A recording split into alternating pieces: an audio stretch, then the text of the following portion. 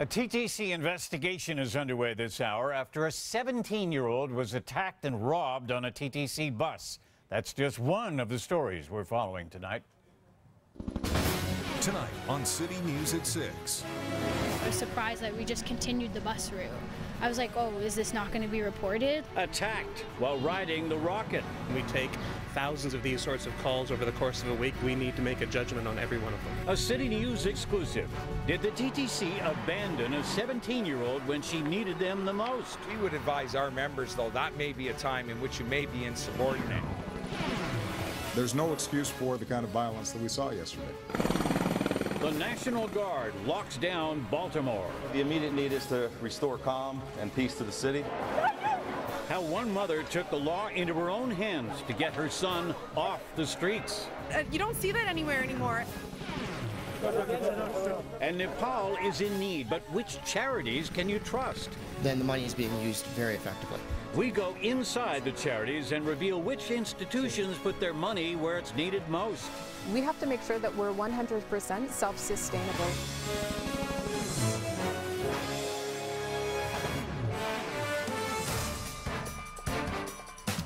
Good evening.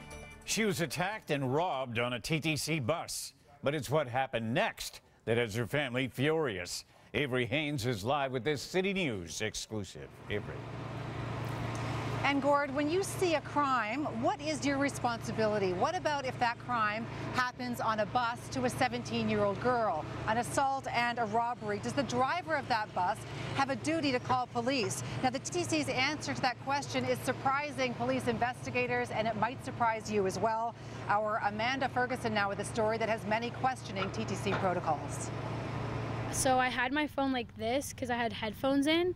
And then to grab the phone when I was turning, he striked me in the throat so I would loosen my hand to grab it, and it ripped my headphones right in half. She's only 17, yet Amanda Tiber was left alone to cope with the shock of being assaulted and robbed on board a TTC bus.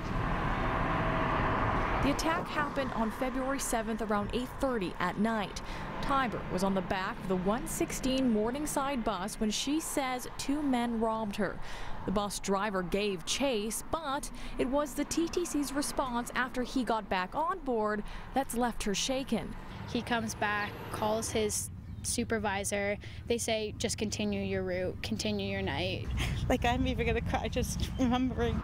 For her mother, it's been an emotion-filled battle ever since on getting answers from the TTC on why her daughter was allowed to get off that bus alone and afraid, and why police were never called. It's been a process.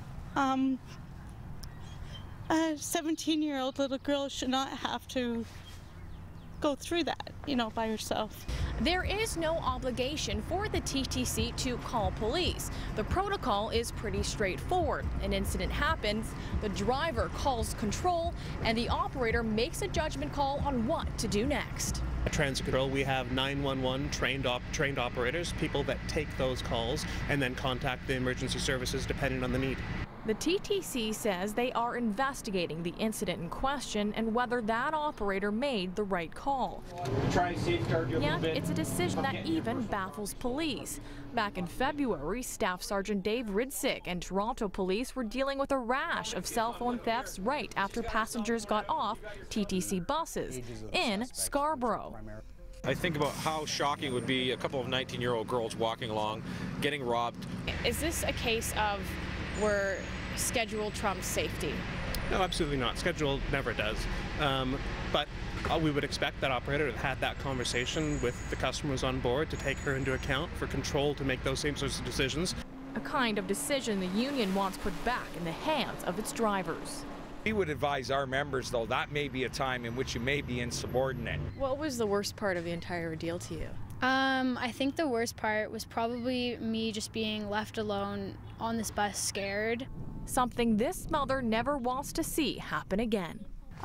Very proud of her, but just speaking up for any other young girl going through that incident and not have to go through it alone.